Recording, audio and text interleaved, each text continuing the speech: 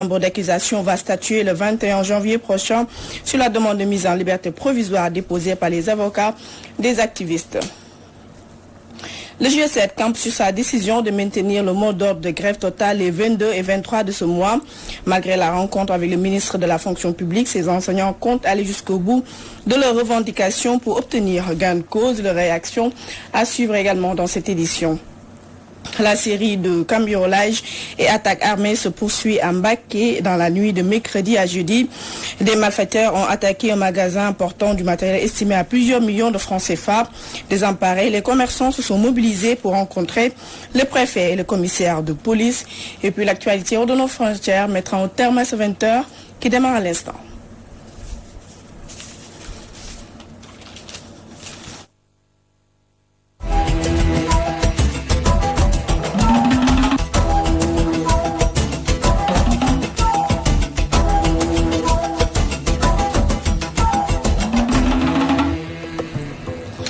La plateforme Ñoo Lank Ñoo Bañ n'a pas l'intention de rencontrer le président Macky Sall. Si Guy Marius Sagna, Ousmane Sarr et Fallou Galassek ne sont pas dans la délégation. Les membres du collectif l'ont dit ce jeudi face à la presse. Occasion saisie pour apporter des précisions sur les contributions reçues de leaders comme Maître Abdoulaye Wade. Suivons les détails avec Fadbin Diouf. Précision et éclairage. Ñoo Lank est un collectif citoyen qui est très transparent. Pour nos manifestations, on fait un budget de la manifestation. Y'en a marre cotise, Frappe cotise, Gilet Rouge cotise, tout le monde cotise. Si le PDS a contribué, je ne sais pas, Sonko a contribué, ça rentre dans le cadre des cotisations pour les manifestations, point. Le pouvoir d'ailleurs, comme d'habitude, a voulu saper en fait l'image du collectif pour dire qu'ils sont allés rencontrer l'opposition politique. Et que malheureusement, on ne saurait accepter une telle rencontre si dans la délégation, il n'y a pas Guy Marius Sagna, il n'y a pas Fallou Galassek. Le message se veut clair. Ñoo Lank Ñoo Bañ dit non à toute rencontre avec le président Macky Sall. La plateforme préfère intensifier sa lutte et annonce une série de visites de proximité à partir de ce vendredi. Le travail de proximité dans les quartiers et les grandes artères que nous allons engager dans cette semaine permettra de présenter les éléments justificatifs que chaque Sénégalais intéressé puisse comprendre simplement en utilisant les faits et les chiffres de la Sénélec. Le mémorandum et les supports qui vont accompagner les activités de sensibilisation permettront à tout Sénégalais de pouvoir le faire seul et de les partager autour de lui comme dans une grande chaîne citoyenne. Le collectif Ñoo Lank Ñoo Bañ continue d'exiger de l'État. Nous sommes un collectif de citoyens soucieux de la paix et de la stabilité du pays. Mais nous disons aussi que cette posture nécessite une réaction de responsabilité de la part de l'État du Sénégal. Cette responsabilité devrait commencer par la libération de nos camarades détenus, isolés, comme dans un régime d'emprisonnement terroriste. D'autres rassemblements sont ainsi prévus à Dakar avant la fin du mois. En attendant, c'est Rufisque qui accueille Ñoo Lank Ñoo Bañ pour un rassemblement ce 24 janvier. Ajoutons à ce sujet que la chambre d'accusation va statuer le 21 janvier prochain sur la demande de mise en liberté provisoire déposée par les avocats de Guy Marius Sagna et compagnie. En détention depuis le 29 novembre, les trois activistes espèrent recouvrer la liberté au sortir de cette audience. Parlons d'éducation à présent. Le G7 maintient son mot d'ordre de débrayage le 22 et de grève totale le 23 de ce mois, ce en dépit de quelques avancées notées lors de la rencontre de ce jeudi avec le ministre de la fonction publique. Les enseignants assurent qu'ils ne font qu'exiger ce que l'État le doit. Suivons les détails avec Moussa Sen. Ils se sont enfermés pendant plus de 4 tours d'horloge avec le ministre de la fonction publique Mariama Sarr pour discuter de leurs points de revendication. Au sortir de cette rencontre, le G7 maintient sa décision d'observer un débrayage le 22 et une grève totale le 23. Souleymane Diallo est le porte-parole du G7. Nous avons reconnu que tout dernièrement, il y a eu des efforts dans la production des actes par la fonction publique, mais quand même que l'accord fondamentalement porte sur la dématérialisation.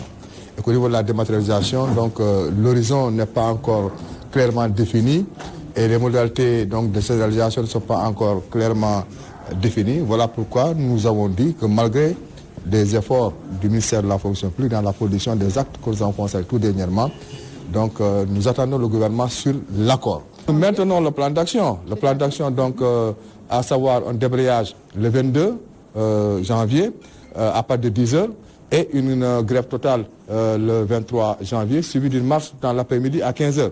Le G7 a profité de cette occasion pour rappeler à l'opinion publique que les enseignants ne quémandent pas. Ils ne font qu'exiger ce que l'État leur doit. Tout dernièrement, lors de son message à la nation, tout le monde l'a suivi. Donc il a dit que les enseignants, donc ils revendiquent, ils demandent de l'argent. Nous n'avons jamais demandé de l'argent, n'ont pas demandé augmentation. Une fois de plus, n'ont pas demandé une augmentation de salaire.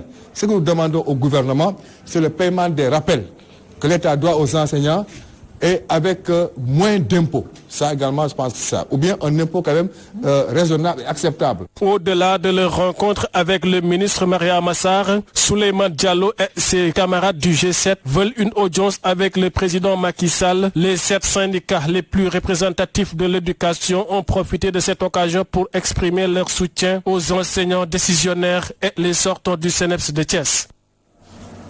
Et puis le ministre de la fonction publique se dit conscient des préoccupations des enseignants. Mariama Sarr révèle que sur les 100 000 actes en instance pour intégrer la fonction publique, 4 000 ont déjà été signés. Suivant la réaction de Mariama Sarr, ministre de la fonction publique, au micro de Moussa Sène. Sur les questions de l'accord de 2018, nous avions quelques points qui nous ont concernés, à savoir la prise en compte des lenteurs administratives, ce qu'on a l'habitude d'appeler lenteurs administratives. La dématérialisation, le processus de dématérialisation. La question relative aux administrateurs scolaires, à la création du corps des administrateurs scolaires. J'ai parlé tantôt de lenteurs administratives. Nous avons fait le point de 2015 à 2019. Actuellement, ce qui reste dans le circuit de tout le stock, c'est 4 000 actes qui sont en instance de signature.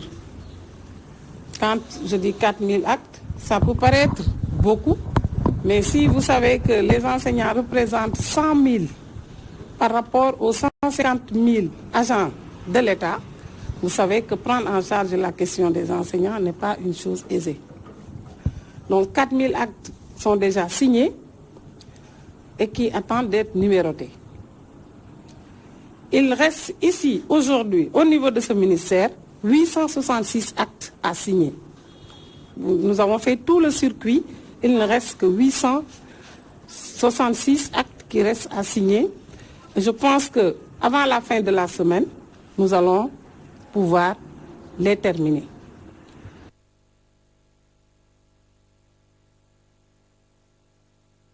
Je vous l'annonçais à l'entame de ce 20h, la série de cambriolages et attaques armées se poursuit à Mbacké.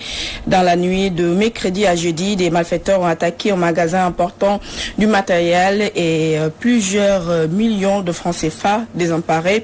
Les commerçants se sont mobilisés pour rencontrer le préfet et le commissaire de police. Nous y reviendrons sûrement à la fin de ce 20h avec Mamoudou Matarsar. Et puis notre reportage du jour s'intéresse à la vente de sachets d'eau glacée qui prend un coup de froid avec la fraîcheur qui s'installe à Dakar. Beaucoup de vendeurs passent la journée à se tourner les pouces en attendant des lendemains meilleurs. C'est un reportage signé Sénébassar. La fraîcheur qui sévit dans la capitale n'arrange pas certains commerçants, notamment les vendeurs de sachets d'eau glacée. Sokhna Sène explique. En cette période de fraîcheur, la vente d'eau glacée ne marche pas du tout. Actuellement, la vente du café et du thé à merveille. Un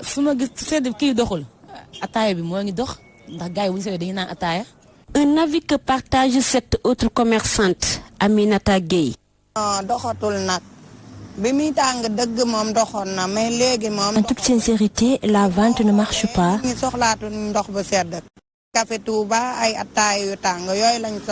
Malgré les difficultés qu'elle rencontre en cette période, Grégoria Djibale, vendeuse de crème glace, dit parvenir à gagner dignement sa vie.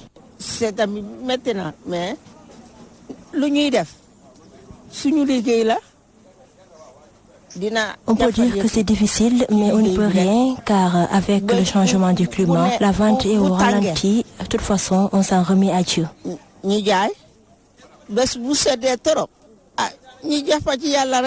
La vente de sachets d'eau et de crème glace ne marche pas en cette période de froid, raison pour laquelle ces vendeurs tournent les pouces en attendant des lendemains meilleurs.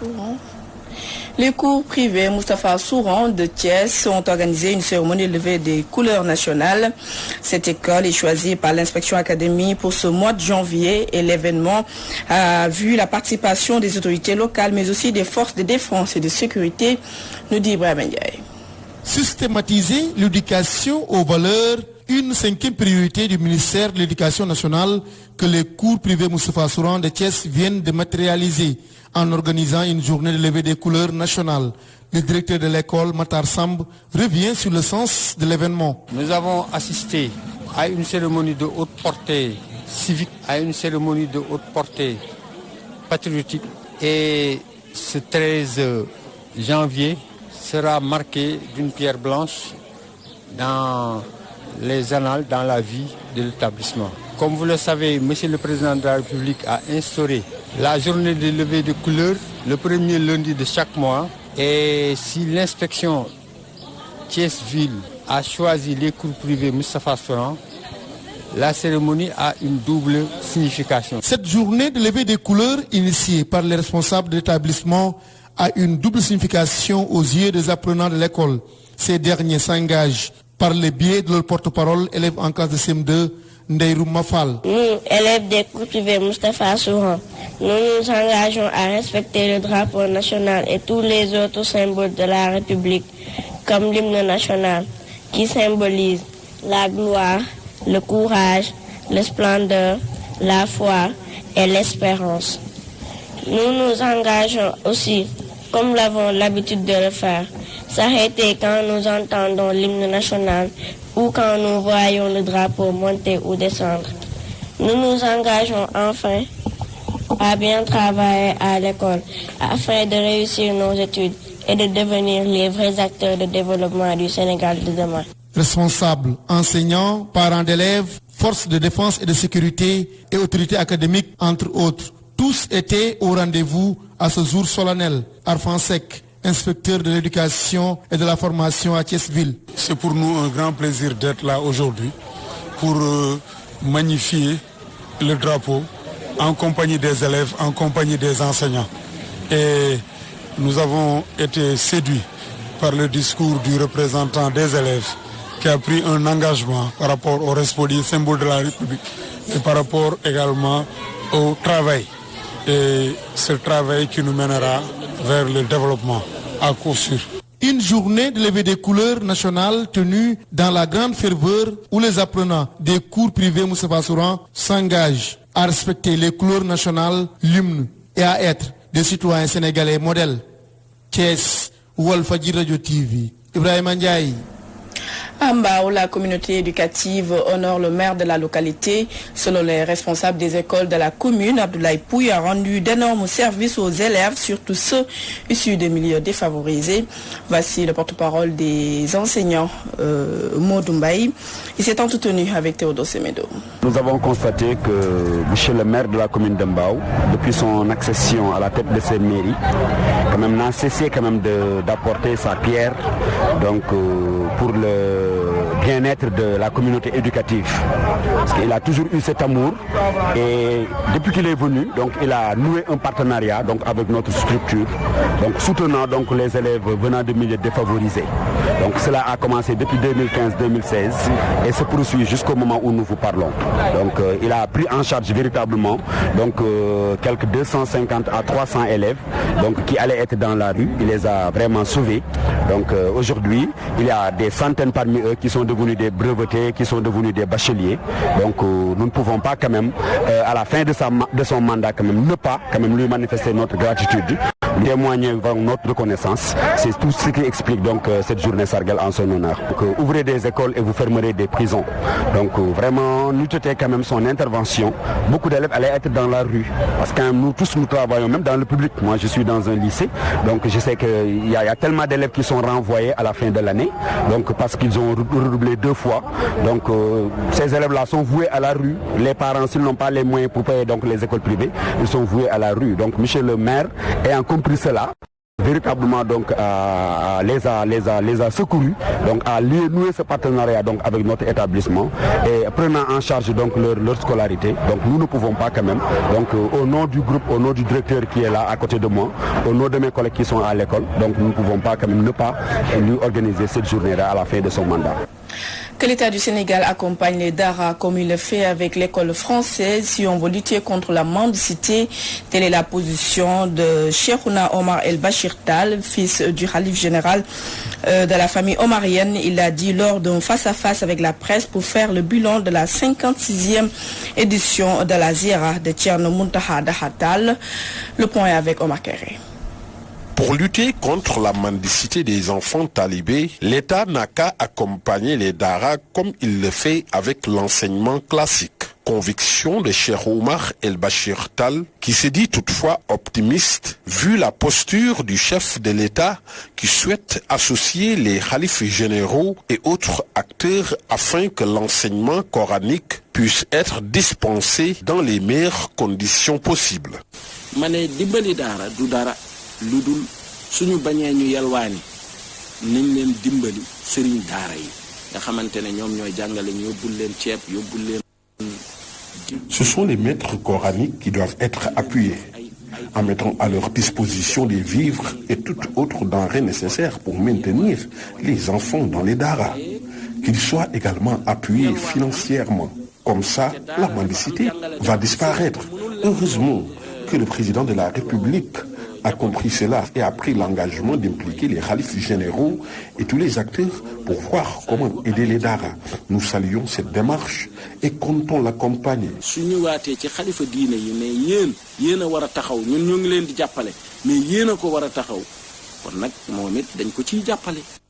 Le fils du khalife général de la famille omarienne et président du comité d'organisation de la Ziara Thierno Muntaga Daha Tall faisait face à la presse après la célébration de la 56e édition. Il tire un bilan satisfaisant.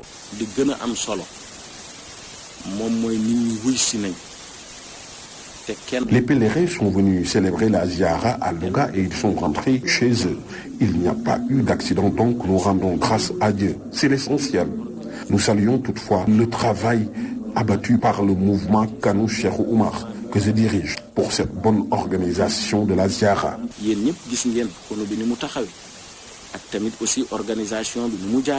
Des expositions et colloques sur la vie et l'œuvre de Thierno Muntaga Daha Tall, des conférences sur le soufisme, entre autres thèmes prévus pour la prochaine édition, renseigne le président du comité d'organisation, Oumar Kaïré Louga, Walfadjri.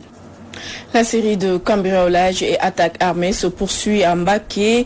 Dans la nuit de mercredi à jeudi, des malfaiteurs ont attaqué un magasin important du matériel estimé à plusieurs millions de francs CFA désemparés. Les commerçants se sont mobilisés pour rencontrer le préfet et le commissaire de police, Moumdou Matarsar. Les attaques à main armée sont devenues monnaie courante dans la commune de Mbacké. La dernière en date a eu lieu dans la nuit du mercredi au jeudi aux environs de 5 h du matin. Des malfaiteurs ont dévalisé le magasin de Souleymane Aïdara, emportant des téléphones portables et des accessoires estimés à plusieurs millions. Face à cette insécurité grandissante, les commerçants de Mbacké se sont mobilisés pour rencontrer le préfet avant de lui exposer leur inquiétude. Les commerçants, depuis quelque temps, ne dorment plus que d'un seul œil. Tous les jours, les malfaiteurs s'en prennent à nos magasins. Avant-hier, ils ont dévalisé la boutique d'Adama. Hier, celle de Souleymane Aïdara. La liste est longue. Nous sollicitons une réaction des autorités.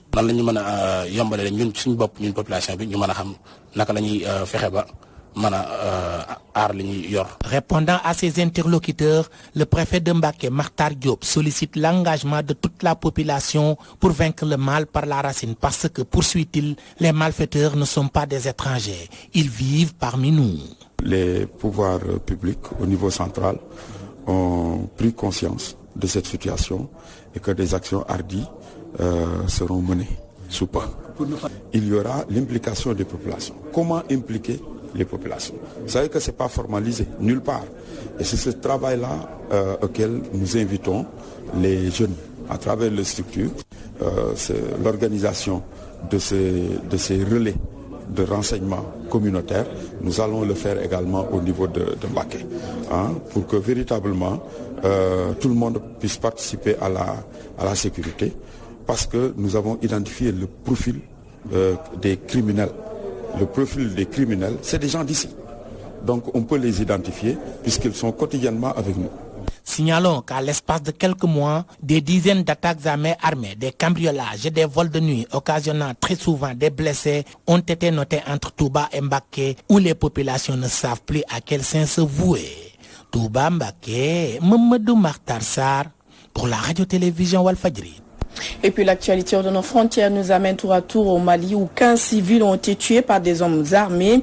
Manifestation en Guinée-Conakry et la situation inquiète Human Rights Watch. Et puis le président turc annonce l'envoi de troupes en Libye. Et nucléaire iranien Donald Trump a menacé les Européens selon le Washington Post. C'est un récit signé Mamhali Djerifal.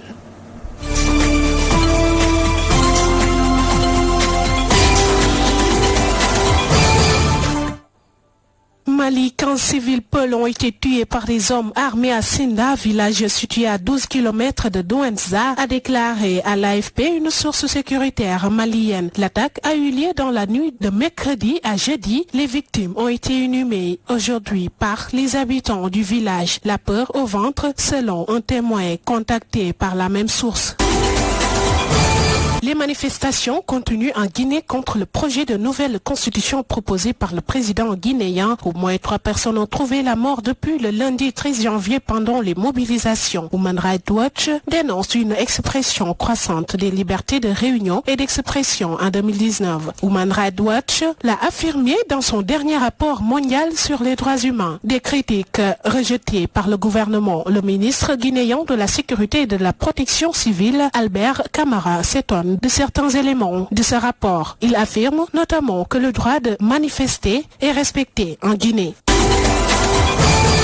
C'est officiel, le président turc Recep Tayyip Erdogan envoie ses troupes en Libye. L'annonce était attendue. Le 2 janvier, les députés turcs avaient approuvé une motion autorisant l'armée à soutenir le gouvernement d'union nationale de Fayez al-Sarraj, reconnu par l'ONU. Le gouvernement d'union nationale est menacé depuis plusieurs mois par une offensive du maréchal Khalifa Haftar, l'homme fort de l'Est libyen. Cette annonce intervient à 3 jours de la tenue dimanche à Berlin d'un sommet consacré à la crise libyenne auquel Erdogan participera et après l'échec des discussions qui se sont déroulées en début de semaine à Moscou. Le maréchal Haftar a refusé de signer un accord de cessez-le-feu négocié sous la médiation de la Turquie et de la Russie. Recep Tayyip Erdogan a ajouté que la Turquie continuerait d'utiliser tous ses moyens diplomatiques et militaires pour assurer la stabilité à sa frontière sud terrestre ou maritime, intégrant la Libye dans cet objectif. Cette décision ne fait pas l'unanimité en Turquie. Lors du vote du 2 janvier, les partis turcs d'opposition s'y étaient opposés, arguant qu'une intervention en Libye pourrait déstabiliser la région et entraîner la Turquie dans un nouveau bourbier. États-Unis, une source du Washington Post parle d'extorsion. Selon le quotidien américain, Donald Trump a fait clairement du chantage à Paris, Londres et Berlin, les menaçant de nouvelles taxes sur l'importation des voitures européennes s'il n'enclenchait pas le mécanisme de résolution des différends avec l'Iran, la France, le Royaume-Uni et l'Allemagne, les 3 pays signataires de l'accord de 2015 sur le nucléaire iranien, se sont exécutés. Leurs ministres des Affaires étrangères ont annoncé conjointement engager une procédure contre l'Iran. Celle-ci contraint la République islamique à se conformer au texte de l'accord sur le nucléaire sous peine d'un retour des sanctions internationales.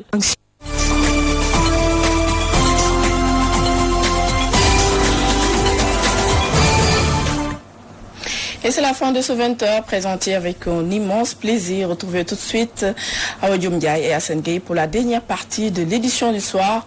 Restez fidèles au programme de Walf TV. Au revoir et très bon week-end.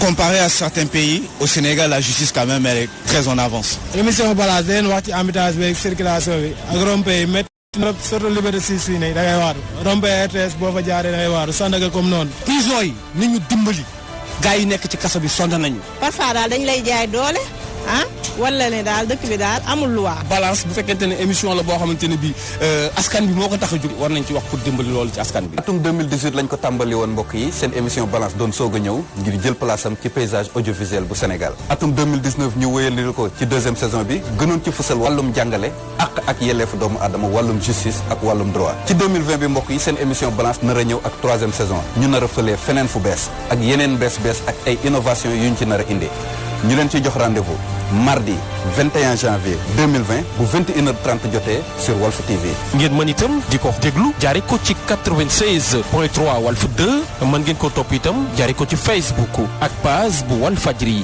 mën ngeen a topp seen émission balance itam jaare ko ci application bile di Walf TV l'officiel bu émission bi daw ngeen mën a biral seen i laaj jaare ko bile di 78 373 80 80 ak seen émission balance ay njëriñ rek ngay dégg.